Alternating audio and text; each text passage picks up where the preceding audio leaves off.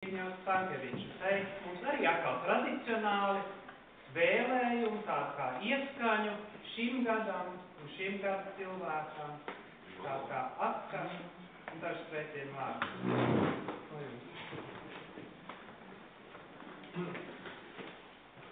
Augsti godātais ministra kungs un augsti godātie un cienītā klātesošās.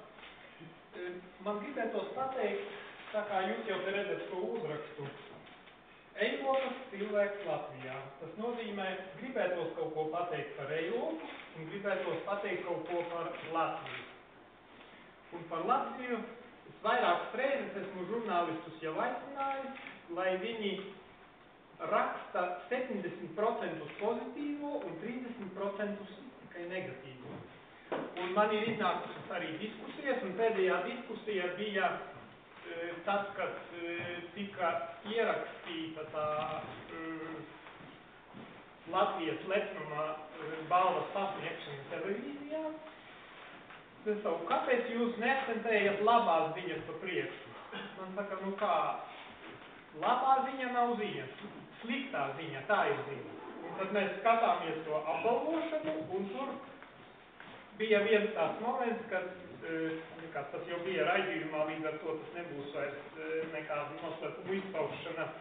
Piemēram, viena meitene, 19-gadīga, viņai mātei laupīja, atņēma mātes tiesības, tēvs nomira, un viņai, tos bērnus gribēja uz bērnu namu. Un viņa saka, nē, es viņus audzināšu. Burtiski varone, viņa strādā gaterī un fiziski strādā, pelna naudu un uztur tos savus brāļus un māsas. Un es saku, vai tā nav ziņa tiem žurnālistiem, kas man sēdēja blakus. Un tā viena žurnāliste man rāda. Pēc tam nākošie cilvēki, kas tika apbalvoti, un es atkal, tā mazliet ķircināju tos blakus sēdētājus. Es saku, šodien laikam būs daudz ziņu. Un beigās tiešām es organizatoriem paspiedu rokas un izteicu pateicību. Saku, jo tur bija mēdīju pārstāvji, tie organizēja un atbalstīja. Es saku, jūs esat vienīgie, kuri var uzcelt gaismā to labo, kas ir pie mums Latvijā. Ja jūs to nedarīsiet, tad cilvēki to nepamanīs. Līdz ar to tas pirmais mans novēlējums, tas ir gan mēdījiem, gan politiķiem, gan vispār visai sabiedrībai, celsim gaismā to labo, kas ir pie mums. Un šodien viens no tādiem, cilvēkiem, vai 3 tādi cilvēki pie mums tiks nosaukt. Tas ir mazliet par Latviju. Tas par Eiropu. Par Eiropu, Eiropa man ir dziļi sirdī, es jūtos Eiropietis. Un patiešām par to pagājušā gada balvu esmu priecīgs. Eiropa man ir dziļi sirdī. Un es apzinos to, ka Eiropai, var teikt, ir spēks, un viņa ar vienu, jo arī šodien Eiropas kultūra, jo patiesībā Amerikas Savienotās valstis, Kanāda vai Austrālija, tie ir Eiropas bērni, lai kādi viņi arī nebūs. Viņi ir, un tāda Eiropa man ir dārga, un man gribās uzdot šo jautājumu arī šodien, un jums dzirdot un aicināt jūs domāt līdzi. Eiropa, kas tu esi?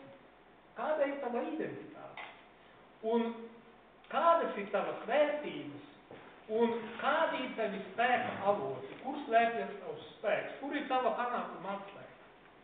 Pagājušajā manas pārdomas raisījās tai virzienā, ka manā uztverē tātad galvenā Eiropas vērtība ir cilvēka cieņa. Bet šodien man gribētos to pavadienu pašķitināt mazliet tālāk un uzdot jautājumu, Eiropa, kur ir tavs spēks? Un viens no pavadieniem, kur es saskatu Eiropas, spēku un viņas panākumu, arī avotu kaut kādā ziņā, ar vienu vārdu var pateikt racionalitāte. Tas nav vienīgais, bet viens no ļoti būtiskiem avotiem racionalitāte. Tas nozīmē pielietot prātu sistemātiski, var teikt, ar sistēmisko pieeju, Un to, teiksim, nu, tos vai argumentus, vai tos instrumentus, kas ir nonākuši mūsu rīcībā, pielietot saprātīgi.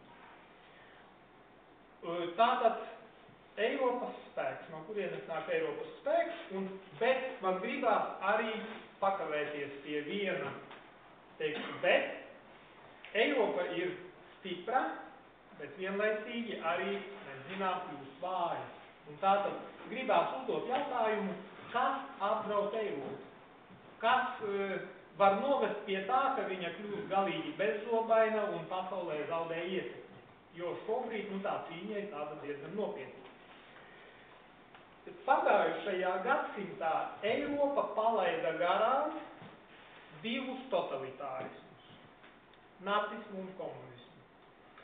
Tie uzplauka Eiropas sabiedrības, teiksim, valstu acu priekšā, un pašos iedīgļos tie netika atpazīti.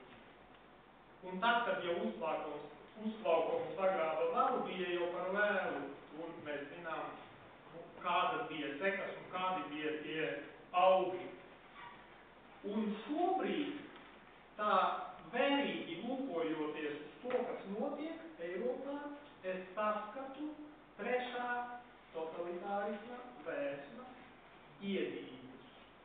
Un par tiem iedīgļiem man gribētos, lai mēs visi kopā, lai mēs tos atpazītu un lai mēs nepieļautu, lai atkārtojas kaut kādā ziņā, kaut kādā citā variantā, bet tā vēstura, kas bija 20. gadsimtā. Un šie iedīgļi viņi ir tādi smalki, bet skaidri saskatāmi, un tos var nosaukt, var noraksturot ar dažiem jēdzieniem. Tas ir morālais relativisms, filozofiskais relativisms arī, tas ir ultraliberālisms, un patiesībā tā ir kaut kāda tāda vērtību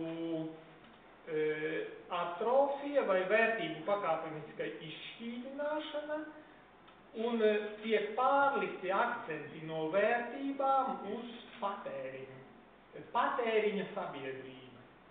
Un gala rezultātā tas noved arī, to var nosaukt par naudas varu, kaut kādā tā veidā to var noformulēt.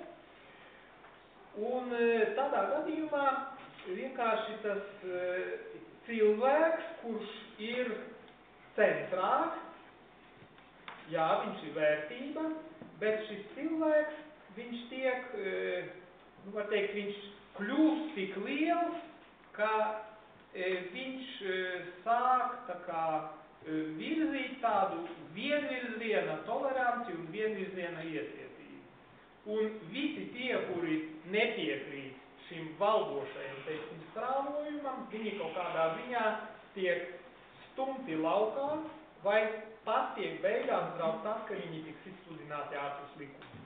Lūk, tāda veida vēsmas kaut kur teiksim, apakšā sāk parādīties, un ir ļoti svarīgi, lai mēs Eiropu nosargājam no visa tā, kas viņu arī apdraud. Jo Eiropa, es domāju, visiem tiem, kas šeit esam sapulcējušies, ir dārga, mēs viņu cienam, mēs viņu mīlam, mēs ar to identificējamies, bet ir svarīgi, lai mēs, ceļam augšā to labo, kas viņā ir, bet lai mēs neļaujam tai noiet kaut kādos neceļos un kļūt irracionālai un sākt sekot kaut kādām virsusvērtībām.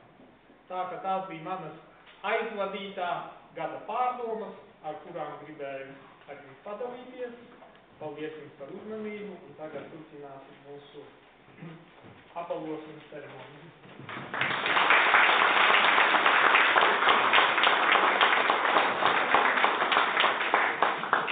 Liels paldies par vielu pārdomām, un lai vielu pārdomām izdotos izbaudīt un tiešām padomāt atkal nelielu muzikālu starpspēli, un tad mēs jau gatavamies uz topa 9 nosaukšanu.